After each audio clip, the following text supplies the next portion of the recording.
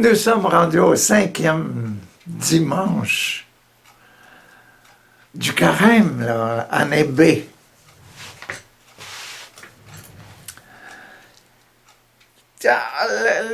On vient juste de parler les dimanches passés là, du programme du carême.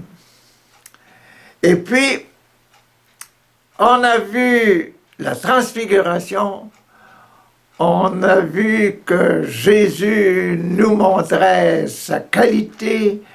Après ça, on a vu, après avoir vu notre qualité, Jésus a dit, on va chasser le démon. Et il a chassé le démon hors du temple. Les bœufs, ils sont hors du temple, sortez dehors.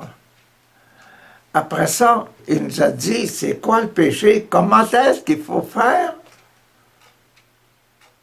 pour enlever le péché?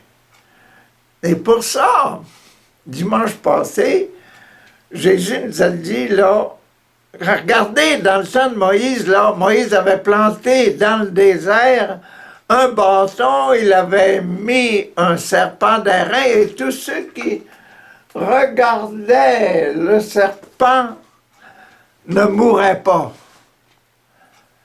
Et là, il nous a montré qu'il fallait regarder sur Jésus pour être sauvé. Aujourd'hui, le 5e dimanche, formidable. C'est en regardant sur Jésus qu'il faut être sauvé. Quoi? Hé, là, regardons-le. Mais c'est ça l'histoire aujourd'hui, là. Le passage, c'est des Grecs. Les Grecs qui sont en dehors de l'Église des Juifs, là, ils ne sont pas juifs pendant tous ces autres-là. Ils n'ont pas la loi d'Abraham, là. Ils ont dit, qu'est-ce qu'on fait? Il faut regarder Jésus. Et dans l'évangile de Jean que l'on a aujourd'hui, je vous ai dit qu'il y avait le programme du Père, le programme du Fils, le numéro 2, le programme réalisé dans le corps de Jésus avec les ailes pour monter au ciel, et on est dans le numéro 3. Donc, numéro 3. Et dans le numéro 3, on est dans le dans la première partie en haut, là. La partie en haut, la partie du baptême, là. Le baptême, la réconciliation, la confirmation, l'Eucharistie, l'extrême-onction, l'ordre de mariage, là. Bon, on est dans le baptême, dans la partie du baptême, puis on est au tout commencement. Puis ce qui est beau à voir, hein? Ce qui est beau à voir, c'est que on est dans le baptême, puis là,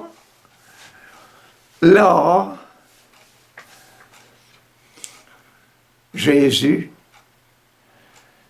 qui voit les pays étrangers. Quoi? Les Grecs, là, tu vois, jusqu'à Athènes, jusqu'à Rome, jusqu'à Éphèse, jusqu'à Athènes, jusqu'à Rome, là. Et le monde entier, il voit tout ça. Donc, dans le programme de Jésus, on est dans la tête comment leur donner le baptême. Et lisons ça. Lisons ça, c'est trop beau. Hein? C'est trop beau. Oh.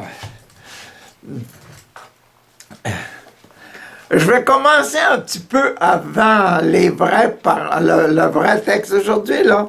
On commence au numéro 30, je crois, mais là, je vais commencer au numéro 20. Quelques Grecs se trouvaient parmi eux qui étaient venus à Jérusalem pour adorer.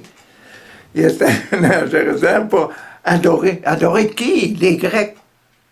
Ils adoraient un dieu, là. C'est qui ce Dieu-là? Ah, ah! Vous voyez là, le baptême des Grecs, là, le baptême des... comment donner le baptême à un gars qui connaît rien? Il faut lui faire connaître quelque chose. Bon, faire une expérience. Quelques Grecs se trouvaient parmi ceux qui étaient venus à Jérusalem pour adorer pendant la fête. Ils s'approchaient de Philippe. Et Philippe, là, qui était, lui, de Bethsaïde, de Galilée, mais il connaissait le grec. Ils lui dirent, « Monsieur, nous désirons voir Jésus. » Le baptême, rencontrer le Dieu. Rencontrer Dieu. Le baptême, rencontrer Dieu. Quand vous dites, là, je te baptise au nom du Père, du Fils, du Saint-Esprit, l'enfant ou le plus vieux, là, ben, il rencontre Dieu. Rencontrer Dieu. Baptême, nous voulons voir Jésus. Philippe alla dire à André, le frère de Saint-Pierre. André, puis, tous les deux allèrent le dire à Jésus, Jésus. Qu'est-ce qu'on fait? Jésus leur répondit, l'heure est maintenant arrivée, l'heure du baptême. Vous ne l'aviez jamais saisi comme ça. L'heure du baptême est déjà arrivée. L'heure maintenant venue où le Fils de l'homme va recevoir la gloire. Tu vois? Que je vous le déclare, c'est la vérité. Je vous le déclare, c'est la vérité. Un grain de blé reste un seul grain s'il ne tombe pas en terre et ne meurt pas. Quand Jésus qui annonce qu'il va être mis sur la croix et il va être enseveli. Pourquoi? Pour ressusciter. Pour donner des nouveaux chrétiens, il faut qu'il y ait une nouvelle vie. Ah, le baptême, une vie nouvelle. Hein?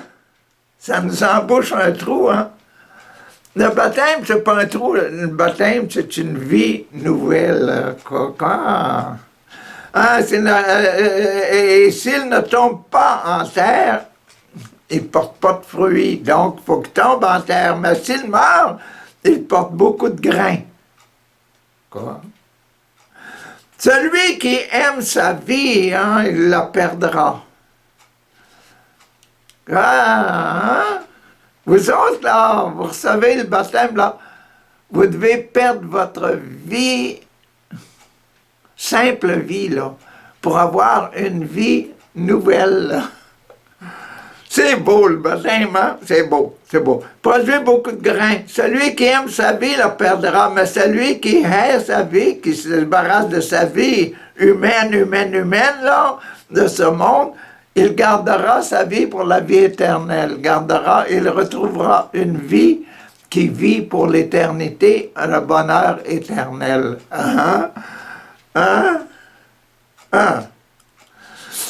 Si quelqu'un veut me servir, si quelqu'un veut aller dans la vie éternelle avec moi, là, il doit me suivre.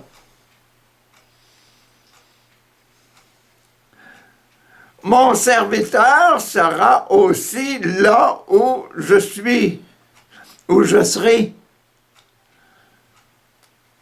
Mon Père honore celui qui le sert. Ça veut dire que moi, là, je fais la volonté de mon Père, je fais la volonté de Dieu. Vous voyez les commandements de Dieu qu'on a vus il y a quelque temps, là? C'est ça, les 10 commandements de l'Exode. Ah, de la sortie d'Égypte. Maintenant, mon cœur est troublé. Hein? Pourquoi? Parce que je dois aller mourir, là.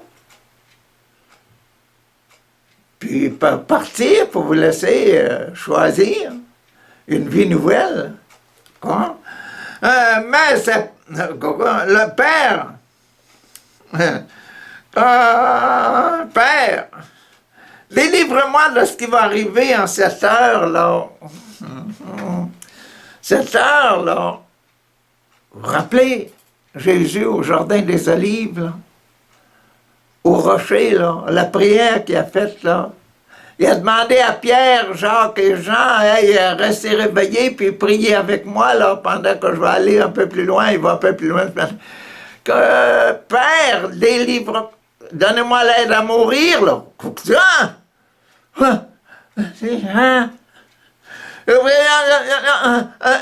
Il s'est dit non, papa, non, pas l'aide à mourir, mais laisse-moi soffer jusqu'au bout là. Jusqu'à ce que toi, là, tu décides de venir m'enlever la vie. Hein? Ça, c'est grave, hein? Ça, c'est grave pour notre temps, là. C'est grave pour notre temps, là. Délivre-moi de ce qui va arriver en cette heure. Mais c'est pour cela, c'est pour cette heure-là, c'est pour arriver jusque-là, tandis que ce que toi, tu viens de prendre ma vie, là. Quand je suis venu pour passer par cette heure de souffrance. Vous voyez? Oh, qu'on a des belles leçons aujourd'hui. Père, papa, donne la gloire à ton nom, Jésus, Fils de Dieu, Messie. Donne ta gloire au Messie. Donne la gloire à celui qui sauve le monde. Sauveur, Messie sauveur. Donne la gloire. Une voix se fit alors entendre du ciel. Les autres fois qu'on a entendu la transfiguration, on disait la voix du ciel, c'est celui-ci, c'est mon fils bien-aimé, là, mon fils de baptême. Une autre fois, au baptême de Jésus, quand Jean-Baptiste a baptisé Jésus, là, viens, c'est là, c'est mon fils bien-aimé, ça. Glorifie ton fils, donne la gloire à ton nom, nom Jésus. Oh, une voix violente, une voix se fait entendre, la voix du ciel se fait entendre, là, le baptême, là. Le baptême dit quoi? Ah, je lui ai déjà donné la gloire, là, ce que je viens juste de vous dire, là, au baptême de Jésus par la transfiguration, je l'ai déjà donné. J'ai déjà dit que c'était mon fils, hein, la gloire.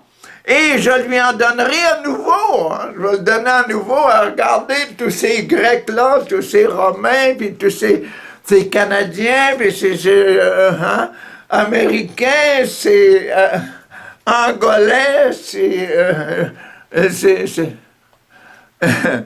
Haïtiens. Tous ceux-là, là, m'en va leur donner, le baptême va leur donner la gloire, ils vont être les fils de Dieu. Voyez-vous la beauté du baptême, la grandeur du baptême, c'est ça que l'Esprit Saint veut nous donner aujourd'hui. Il voulait, la semaine passée, il nous a montré comment, chasser le péché en regardant Jésus. Pourquoi? En regardant le serpent d'airain, en regardant Jésus. Ah, bon, là, c'est ça, là. Bon, la foule qui se trouvait là, pour recevoir le baptême, là, la foule qui se trouvait là, et avait entendu la voix, ils avaient entendu, je m'en vais glorifier encore. D'autres disaient que c'était un coup de tonnerre, hein?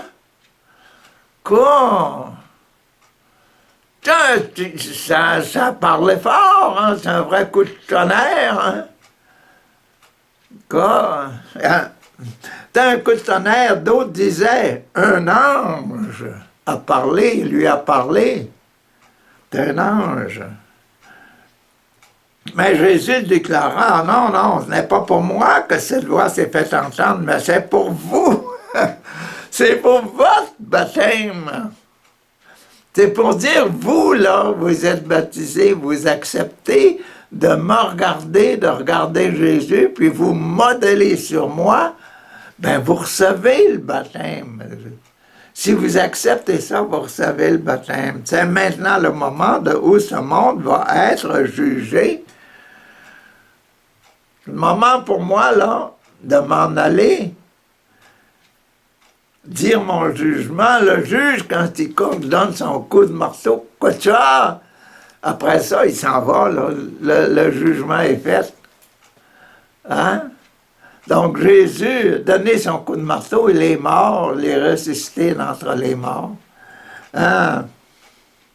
Et moi, quand j'aurai été élevé de terre, quand j'aurai été, c'est Jésus qui parle là, moi, quand j'aurai été élevé de terre, quand j'aurai été mis sur la croix, hein, quand je serai mort sur la croix et mis au tombeau, hein, jugé, quand j'aurai été élevé de terre, j'attirerai tous les hommes à moi. Le monde entier, Canadiens, Américains, Espagnols, Mexicains, Haïtiens, Africains,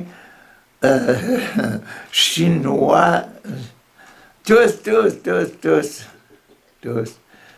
Irakiens, Français, Allemands, tout le monde.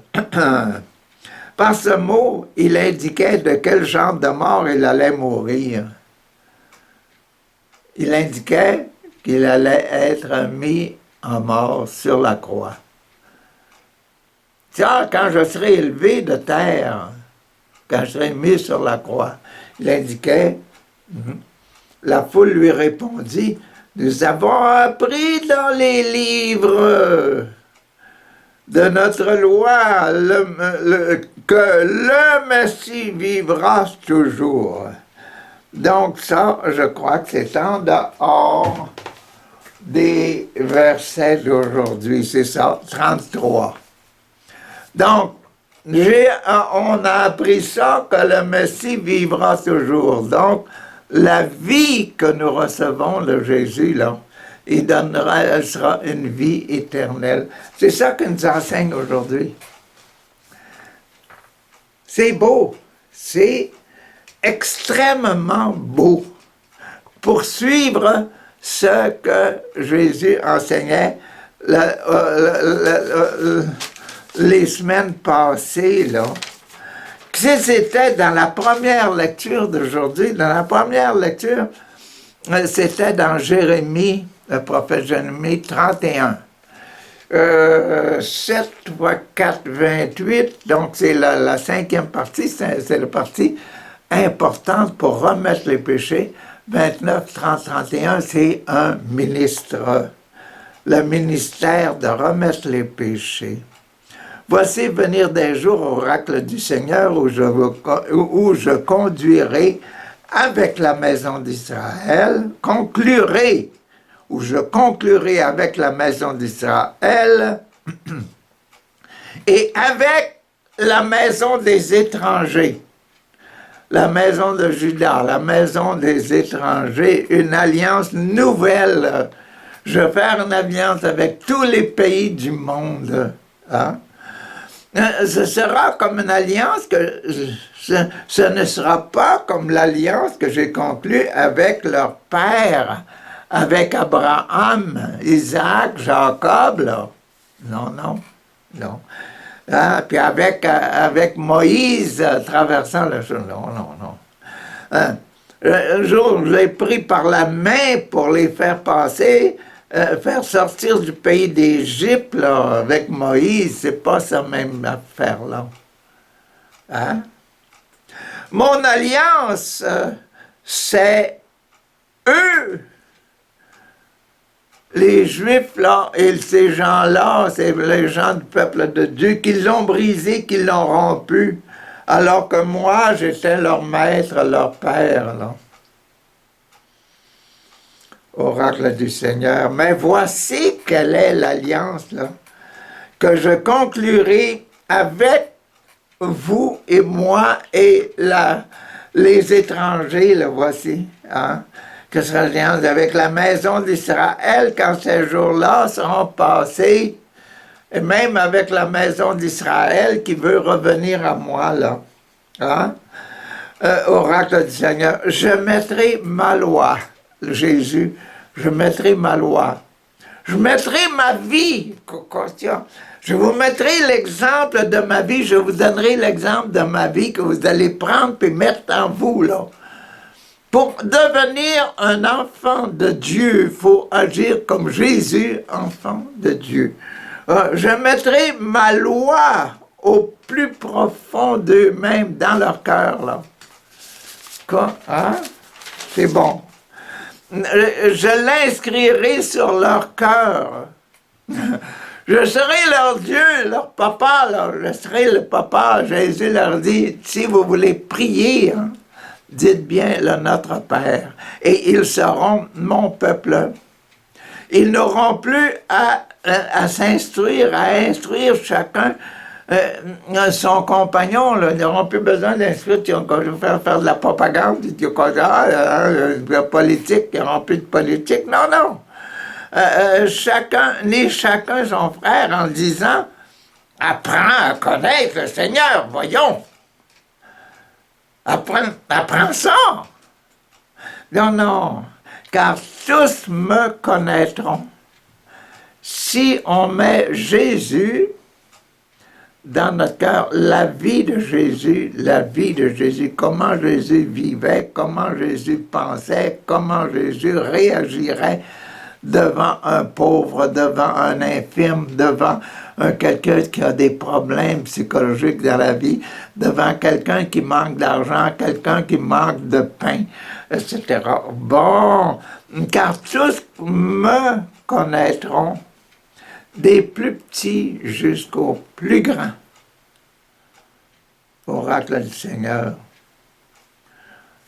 Quand je pardonnerai leurs fautes, dit papa, mon Dieu, papa, dit ça, je pardonnerai. Non, esprit à moi, c'est le même esprit qu'a Jésus, et j'ai envoyé Jésus pour avoir cet esprit-là, triomphe contre le démon du péché. Hein? Voilà. Je pardonnerai leurs fautes. Quand je laisserai tomber tout ce qu'ils ont commis, là, quand ils vont se mettre à regretter, dire « Papa, papa, je suis ton enfant, je retourne dans tes bras, etc. » Et je vais abandonner, comme l'enfant prodigue, là, je vais abandonner tout le reste, là, puis il sera mon enfant à nouveau. C'est ça qui était le premier paragraphe, le premier passage d'aujourd'hui. La deuxième lecture d'aujourd'hui, c'est au sujet de la lettre aux Hébreux, là. Les étrangers, là. La lettre aux étrangers.